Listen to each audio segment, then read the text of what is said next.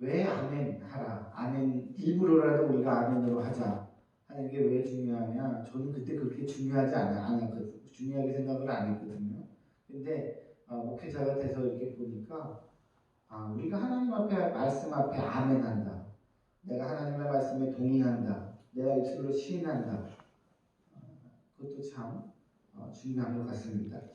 자, 우리가 지난 시간에 2주간에 거쳐서 바울이 아그리파 왕 앞에서 증언하는 장면을 다루고 있는데 그 중에 다루었던 것이 무엇이냐? 바울은 사람 앞에서 항상 예수님을 소개하고 예수님을 만난 장면을 이야기할 때마다 자신이 예전에 어떤 사람이었는지에 대해서 이야기를 항상 했다는 거죠. 내가 과거에 어떤 사람이었고 내가 과거에 어떤 일들을 했고 어떤 죄들을 지었고 어떤 죄인이었는지에 대한 분명한 고찰이 있다.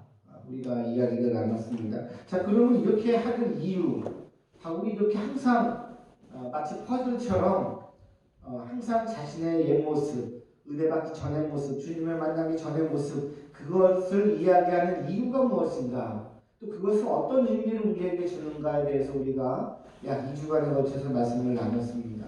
첫 번째가 바울은 하나님이 자신에게 하신 일을 분명하게 기억하고 있다라는 것이죠. 내가 지금 얼마나 하나님의 은혜 가운데 지내고 있는가, 즉 내가 예수님을 만나기 전과 후를 정확하게 명확하게 기억하고 있다라는 것입니다. 내가 지금 하나님이 하신 일들을 발견하려면, 내가 지금 하나님으로부터 어떤 은혜를 받고 있는지를 발견하려면, 내가 지금 하나님으로부터 어떤 공급함을 받고 있고 내가 어떤 변화가 생겼는지를 발견하려면 아주 쉽습니다. 내가 과거에 어떤 죄 가운데 있었고 어떤 세상의 원리 가운데 있었는지를 같이 항상 따라다니면 되는 겁니다. 내가 과거에 어떤 사람이었는가? 내가 방황하던 시절 내가 무엇을 붙들고 살았는가?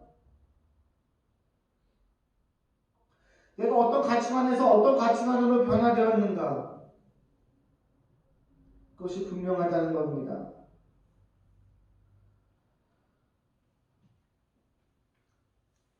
바울은 예수를 믿기 전과 예수 믿고 난 후가 아주 분명한 사람이었습니다.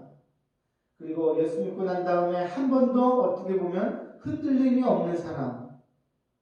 그래서 우리가 전에 수많은 성경의 인물들 중에서 닮고 싶은 사람, 가장 좋아하고 사랑하는 자가 바로 바울이 아니었나 싶은 생각이 듭니다. 바울은 흔들림이 없었어요. 흔들림이 없었다고 하는 것은 하나님이 내게 어떤 분인지, 주님이 나에게 어떤 분인지를 명확하게 기억하고 있었다. 그런데 그것을 하기 위해서는 반드시 무엇이 들어갔어요? 내가 어떤 죄 가운데 있었던 사람이었나? 내가 어떤 세상의 원리 가운데 있었던 사람이었나를 분명하게 기억하고 있었다. 이거는 우리에게도 굉장히 중요합니다. 굉장히 중요합니다. 자, 두 번째가 무엇이었습니까? 당당하게 자신의 과거에 대해서 얘기할 수 있는 것은 하나님의 은혜 안에서 회복되었다라는 것을 의미합니다. 회복되었다. 세상에서는 나의 약점을 이야기하는 것이 흥입니다. 경쟁이 치열한 이 사회에서 내가 좀 못하는 거, 내가 좀 부족한 거를 이야기하는 순간 어떻게 보면 그것은 나의 허물이 될 수 있고 나의 연약함이 될 수가 있습니다. 그래서 나는 할 수 없는데, 나는 자신이 없는데도 자신 있는 척, 잘할 수 있는 척, 나는 정말로 마음이 약하고 누군가의 위로가 필요한데 강한 척의 모습을 보이고 합니다. 세상에서는 그렇게 살지만 하나님 앞에서는 그렇지 않습니다. 하나님 앞에서는 무장해제가 된다고 했습니다. 무장해제가 된다. 그것이 무슨 의미인가? 하나님 앞에만 서면, 주님 앞에만 나오면 내가 얼마나 모자란 사람인지, 내가 얼마나 하나님의 은혜가 필요한 사람인지, 하나님의 도움이 필요한 사람인지 알게 된다는 거예요. 근데 그게 너무 기쁘다는 거예요. 사람 앞에서는, 세상에서는 내 약함이 드러나는 게 나도 모르게 펜스가 쳐져지고 내 잘못을 거부하게 되고 나를 인정하지 않는 펜스가 쳐져지는데 하나님 앞에서는 그게 안 된단 말이에요. 근데 그게 아주 기독교가 주는 우리의 영적인 아주 중요한 것입니다. 중요한 것이에요. 자, 그런데 하나님 앞에서만 그런 게 아니라 어때요? 사람 앞에서도 그럴 수 있다. 하나님 앞에서는 그렇게 하는 거 사실 어떻게 보면은 많이 어렵지가 않습니다. 우리가 교회 앞에 나와서 또 자기 전에 언제 수시로 주님 도와주세요. 근데 하나님과의 관계에서 내가 회복되었다, 하나님과의 관계에서 내가 막힘이 없다, 소통이 되었다 라고 하는 것은 누구를 통해서 드러나나요? 사람 앞에서 드러나요. 내 배우자 안에서, 내 가족 안에서, 내 공동체 안에서, 교회 지체들 안에서. 이거는 너무나 중요한 원리예요. 마치 이거하고 똑같은 거죠. 성경의 근간이 무엇이냐? 하나님 사랑과 이웃 사랑. 하나님을 사랑하는 그 결 안에서 내 이웃을 사랑할 수 있는 것이 드러나는 거예요. 근데 하나님의 사랑이 아닐 수도 있다는 거예요. 하나님의 사랑이 아닐 수도, 하나님의 사랑이 아니어도 내가 내 이웃을 챙기고 할 수 있는데 그건 다른 거예요. 다른 거예요. 자,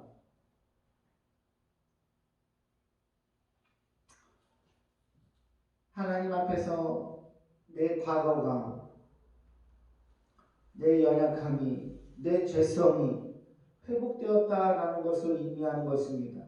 그렇기 때문에 사람 앞에서도 나는 주님을 만나기 전에 형제님보다 자매님보다 훨씬 더 저는 제 마음대로 살았어요.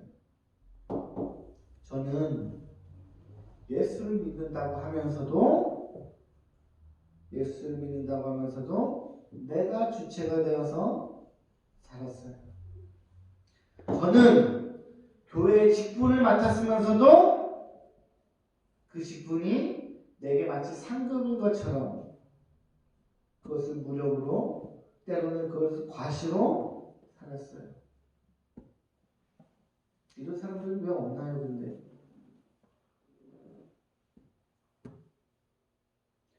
그렇게 말할 수 있다는 거, 하나님의 은혜 안에서 말할 수 있다는 것이 무엇입니까? 이미 하나님께서 그것을 만지시기 시작했다는 겁니다. 지금 우리가 예배드리고 나서 오후 모임이 너무나 길했잖아요. 근데 오후 모임의 가장 중요한 포인트가 무엇이었나요? 내가 은혜 받은 거, 좋아했던 거, 내 과거 추억 얘기했나요? 그것이 핵심이었나요? 아니에요. 오늘 주일 말씀을 하나님께서 주신 것을 내게 적용시키는 거예요. 그 전과 후를 얘기하는 겁니다. 바울처럼. 그럴 때 놀라운 성령의 역사가 있었어요. 놀라운 회복이 있었어요. 놀라운 하나됨이 있었어요. 근데 기가 막힌 것은 사단은 그걸 못하게 합니다. 사단은 그걸 못하게 해요. 왜 그런지 아십니까? 그것이 뭐예요? 성령 충만으로 연결되기 때문에 그래요.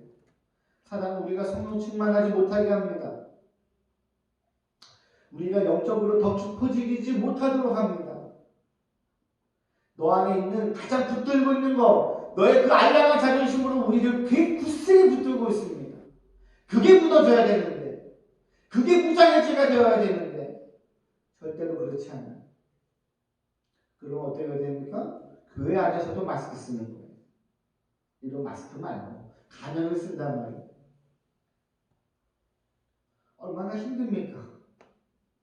주님 앞에 와서 아버지처럼 아버지 자녀가 아버지에게 오는 것처럼 어린아이가 오는 것처럼 주님 앞에 와서 모든 것 다 무장해제하고 이야기하고 나누고 해야 되는데 내가 거기서 또 뭔가를 하나 가면을 쓴다고 하는 것은 너무나 슬픈 일입니다. 바울은 그게 됐다는 거예요. 하나님 앞에서 사람 앞에서든 얼마든지 그렇게 이야기할 수 있다는 것은 하나님 안에서 회복되었다라는 것입니다. 성령께서는 분명히 마음을 주십니다. 우리에게 마음을 주시고 우리에게 은혜를 주시고 우리에게 그런 감동을 주십니다. 그런데 대부분 우리가 거절할 때가 많습니다.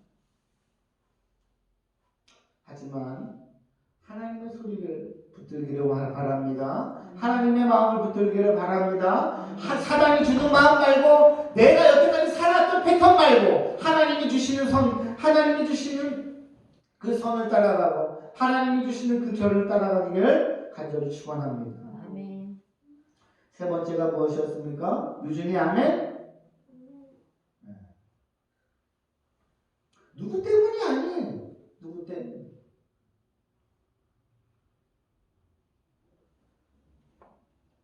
누구 때문이라고 생각할 필요가 없어요.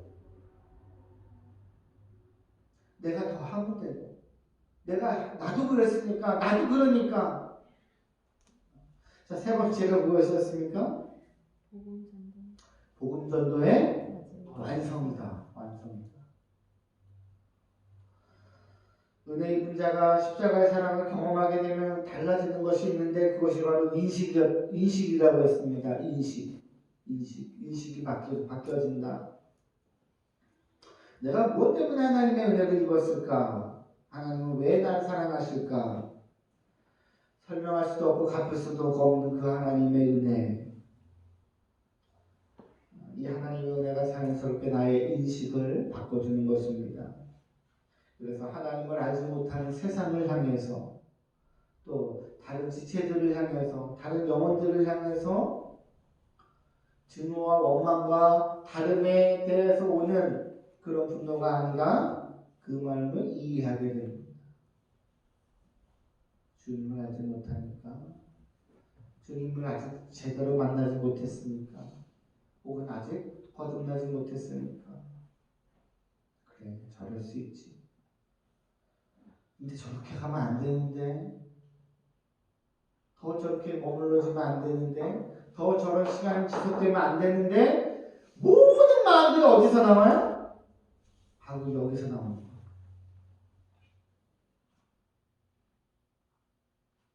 그러면서 보니까 내가 지금 그 지체를 위해서 기도하고 있어요. 눈물도 나네요. 난 여태까지 나를 위해서만 살아왔는데, 하나님이 주신 거구나. 나에게서는 절대 나올 수 없는 성령께서 지금 역사하시는구나. 그리고 거기에 또 감사하게 되는 거예요. 그 십자가의 사랑과 은혜는 계속 그렇게 샘솟는 마르지 않는 샘처럼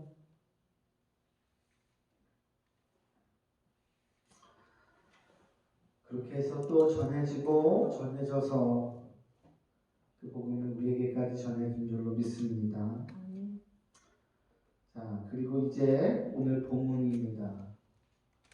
자신의 과거를 이야기하고 이제 예수님을 만나게 된 장면을 그 아그리파 왕 앞에서 이야기하게 됩니다. 자, 그런데 바울이 예수님 만난 장면은 제일 처음에 어디에 등장합니까? 사도행전 9장에 등장해요. 9장에는 그 모습이 현재 시점으로 바울이 예수님을 다메섹에서 만난 장면이 서술되어 있는데 그 후에 또 바울이 예수님 만난 장면에 대해서 이야기하는 부분이 있었죠. 22장이었어요. 불과 몇 주 전이었죠. 사람 앞에서. 근데 바울이 예수님을 만난 장면, 바울이 예수님을 만나서 나눴던 대화들이 9장에 처음에 등장하고 22장에도 등장했는데 9장에 나타나지 않았던 대화가 22장에 나타난 게 있었다고 그랬어요? 기억나십니까, 여러분? 아니, 저를 보세요.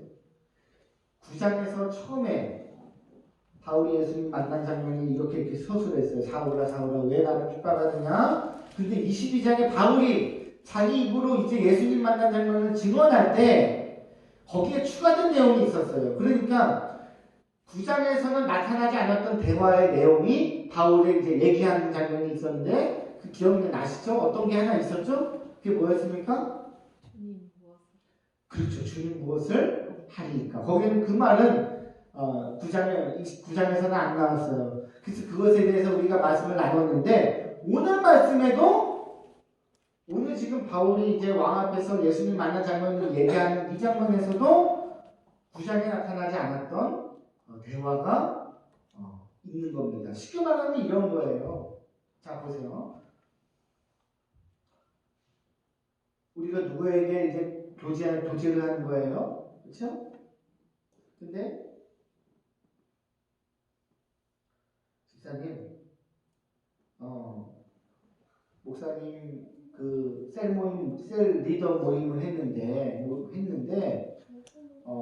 목사님하고 나눴던 얘기를 하는 거예요. 그렇죠? 그래서 교제했던 거 내용을 얘기하는데 참 그런 거였던 것 같아요. 근데 이 사람이 다른 사람에게 또 이 얘기를 하는데 그 얘기는 똑같을 수 없잖아요. 그 대화가 더 추가된 거예요. 그때 생각난 거예요. 그렇게 보시면 됩니다. 14절을 한번 읽어보겠습니다.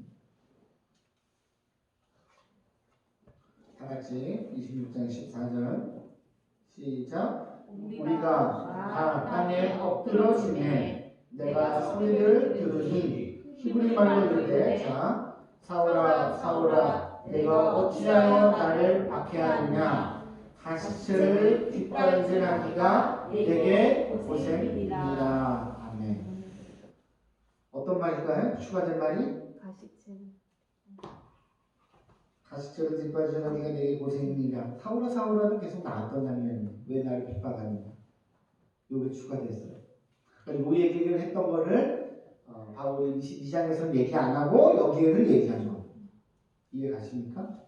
문맥상으로. 무슨 뜻일까요? 가시체를 뒷발질하기가 너에게 고생이니라. 쉽게 말하면 이 무슨 뜻이냐? 가시도 칠 채찍을 발길로 차면 너만 아플 뿐이냐.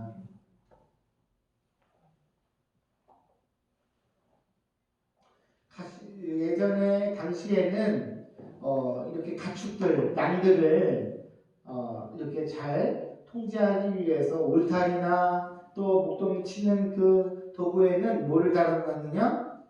가시 달린 걸 달아놨어요. 가시채를. 가시채를 다는 이유가 뭘까요? 양들을 잡아서 족치기 위함이죠? 아니죠. 보호하기 위함이에요. 참 이상하지 않나요, 근데? 왜 가시를 달아놨어요, 근데?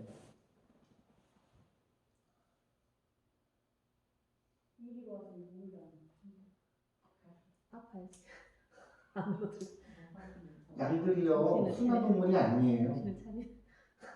양들이. 우리가 양 하면은 아주 착하고 아주 선한 이미지라는데 굉장히 천방지축 날뛰는 동물이에요. 어디로 갈지 몰라요. 독립적으로 막 뛰쳐나간단 말이에요. 그걸 일일이 다 통제할 수 없으니까 어때요? 가시채로 다루는 거예요. 양하면 참 순한 동물이에요. 자, 그러면은 그 가시채를 찔리면 목동이 이렇게 하면 찔리잖아요? 그럼 어떻게 해요? 목동에게 우리 주인의 말을 듣고 가는 게 좋구나라고 생각해. 안 찔리니까. 거기밖에 생각을 못해요, 양은. 솔직히 말하면. 울타리를 넘고 싶어요. 또 뛰쳐나가고 싶어. 저기 너머에는 뭔가 있을 것 같아. 근데 울타리가 부딪혀보면 어때요? 자기가 아프니까 어때요? 안 나가는 거예요. 근데 걔 중에는 아주 말을 듣지 않고 더 천방지축인 양들도 있겠죠. 계속 뭐예요? 들이받는 거예요. 맞죠? 맞죠. 들이받는 거예요. 머리에 뭐가 날까요? 키가 나요. 예수님께서 바울에게 왜 그렇게 말씀하셨을까요? 너가 지금 한 행동, 너가 지금 나를 핍박하고 내 제자, 내 사도들을 핍박하는 것이 바로 이거와 똑같은 거야. 누구만 아플 뿐이다? 너만 아프고 너만 손해. 그만해. 그래. 이 얘기입니다.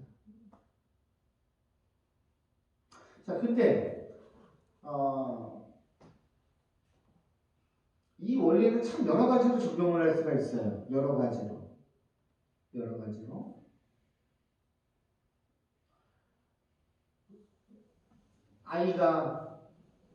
아이가 좀 심한 예를 들면, 극단적으로 예를 들면, 아이가 슈퍼마켓에서 뭘 훔쳤어요.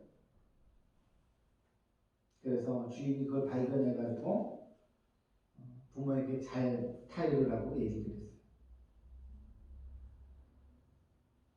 이 부모가 하나밖에 없는 이 귀한 아들에게 회초리를 드는 거예요. 이게 얼마나 해서는 안 되는 일인지, 이게 얼마나 나쁜 짓인지 가르치기 위해서 뭘 들어요? 회초리를 들어요. 회초리를 맞는 이 어린 아들은 엄마의 마음 생각 못해요. 이해 못해요. 근데 뭐 하나는 알아요? 이것이 절대 하면 안 되는 거구나. 우리 엄마가 나를 이렇게 때린 적이 없는데, 다른 건 몰라도 우리 엄마가 나를 어디 하나 넘어져서 조금 피나도 그 상처가 덧날까 봐서 전전긍긍하던 나를 정말 사랑하는 엄마인데 회초리를 들고 나를 때리는 거, 이건 정말 나쁜 거고 나는 확실하게 아는 거예요. 근데 그 아들에게 품에 안고 이거 하면 안 되는 거야. 아들, 나한테 그 손대면 안 되는 거야. 어떻게 다를까요?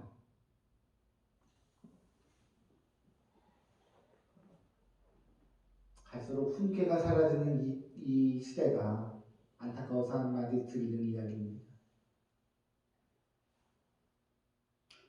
예수님께서 바울에게 그렇게 말씀하셨어요.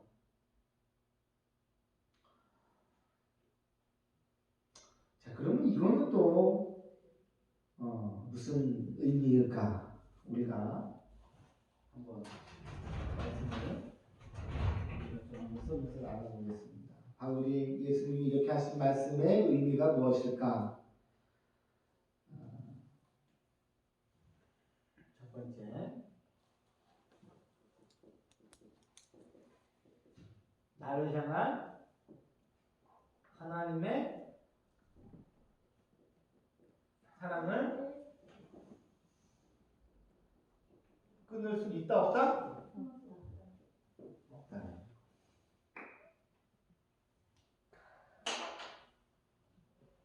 예수님의 이 말씀 안에 어떤 의미가 있느냐?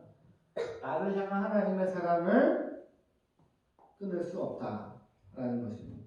자, 우리 로마서 8장으로 한번 가보겠습니다. 여기 잠깐 접어두고요. 우리 그 입간판에도 써 있는 말씀이죠. 로마서 8장 38절 39절 다 같이 읽겠습니다. 로마서 8장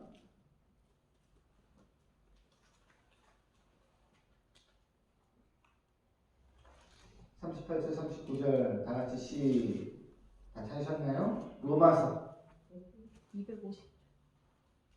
조금만 넘기면 돼요. 251페이지.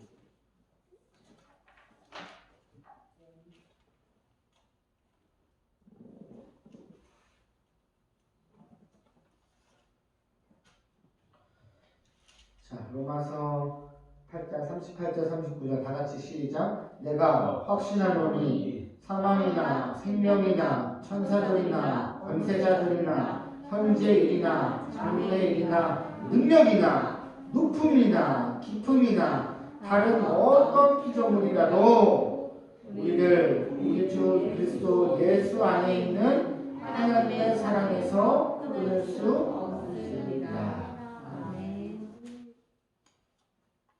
누구 얘기인가요? 누가 한 말이에요? 바울 얘기한 거. 로마서.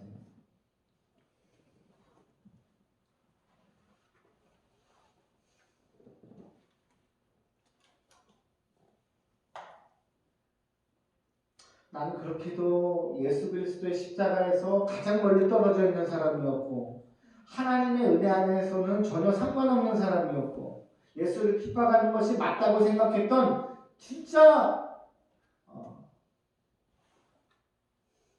부정하고 잘못된 사람이었는데 예수 그리스도의 은혜의 제도권 안에 없다고 생각되는 사람이었잖아요, 바울이. 왜냐, 그게 난 예수가 없다고 생각했는데 예수님이 직접 부활하셔서 나타났으니까 내가 어떻게 잘못한 거잖아요. 맞잖아요, 그렇죠? 얘 바울의 원래에서는 어떻게 돼요, 자기는? 자기는 죽어야 돼요. 바울이 예수님을 핍박하고 제자들을 막 핍박했을 때 왜 핍박했을까요? 바울이? 하나님 사랑해서 그런 거예요. 하나님 사랑하니까. 근데 예수님 부활하신 예수님 만났을 때 어때요? 내가 헛다리 짚었구나. 그럼 어떻게 돼야 돼요?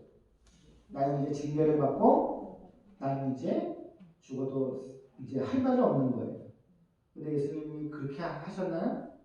그렇게 안 했어요.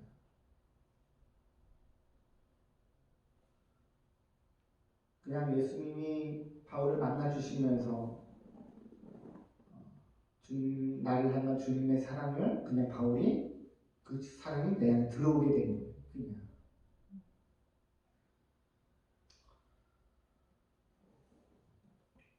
저항할 수 없는 사랑과 한거할 수 없는 은혜가 바울에 있다는 것입니다.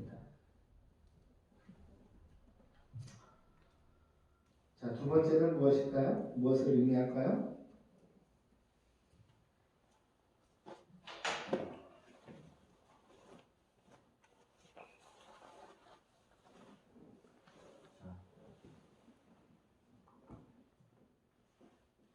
따라해봅시다. 하나님의 뜻을 거스르면 거스를수록 내게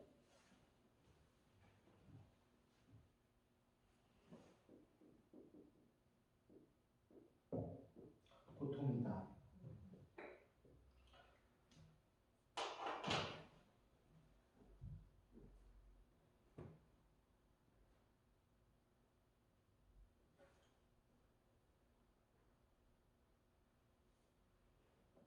우리가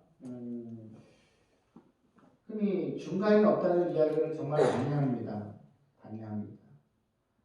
나는 하나님과 요 정도 거리고 싶은데 요 정도까지면 딱 좋은데 그게 잘 안 되는 거죠. 주님과 더 친밀해지든지 더 성령 충만해지든지 아니면 더 소원해지든지 점점 멀어지든지 점점 이중적으로 되든지 점점 가난을 쓰게 되든지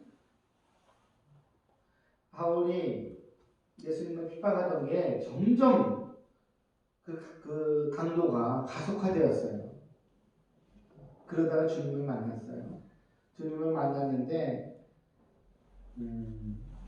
예수님이 이렇게 말씀하셨습니다. 그렇게 하면 할수록 너만 또 고통이다. 양이 마치 그렇게 하는 것처럼. 근데 보세요. 바울과 고통이라고 느낄까요? 예수님을 핍박하면서? 그게 중요한 거잖아요. 바울이 예수님이 너 그렇게 하면 할수록 너만 아프고 너만 손해야 라고 말씀을 하셨는데 바울이 그렇게 막 착각에 빠져서 잘못 생각하고 죄의 원리 가운데에서 막 핍박하고 다닐 때 내게 그걸 고통이라고 생각했을까요? 근데 예수님은 왜 그럴까요? 왜 너만 손해라고 할까요?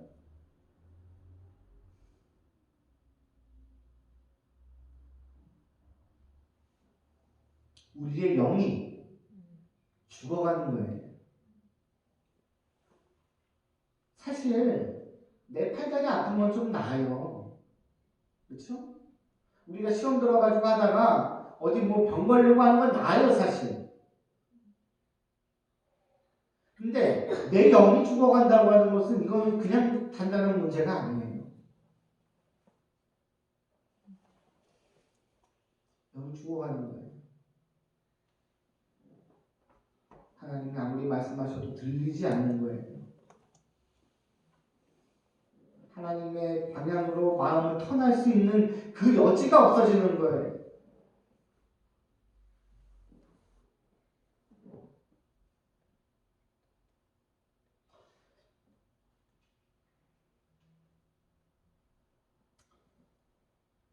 양은 아마 벗어나면 좋을 거라고 생각을 할 겁니다. 어디 양뿐이겠습니까? 하와가 사단의 유혹을 받을 때 그 선악과를 먹으면 훨씬 더 좋아질 거라고 생각했어요.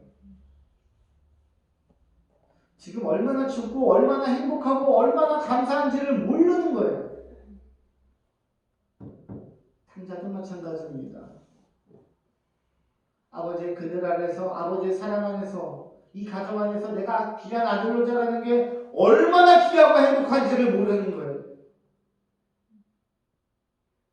근데 나가보니까 아는 거예요.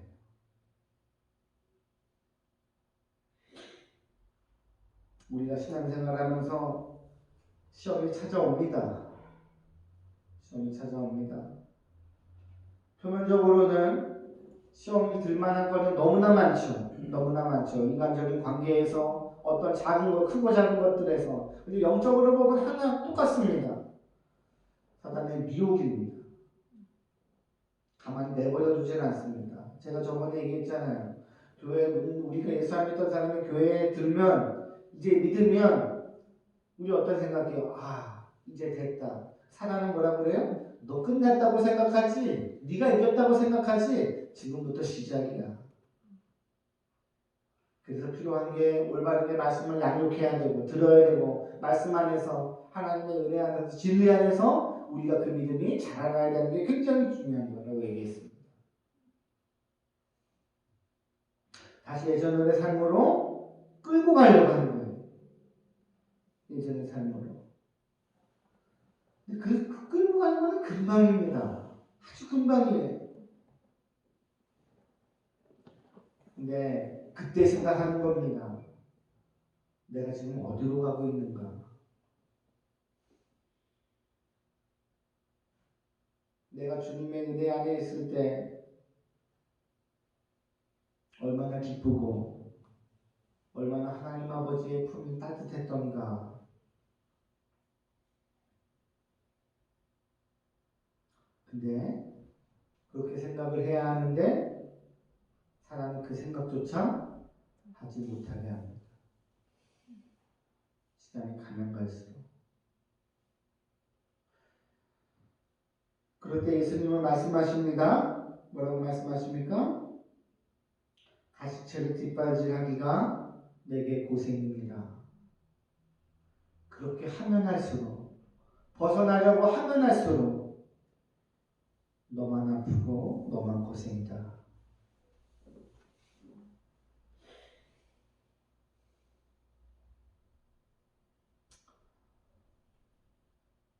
제가 예전에 학부를 졸업하고 대학원 과정을 가기 전에 한 2년 동안 휴학을 했었습니다. 이후 명분은 있었어요. 명분은. 그때 뭐 학부 졸업하고 바로 갈 수 없는 이유가 경제적인 것도 있었고 또 기도 그때 잠깐 안 좋아가지고 좀 가졌었고 뭐 명분은 있습니다. 근데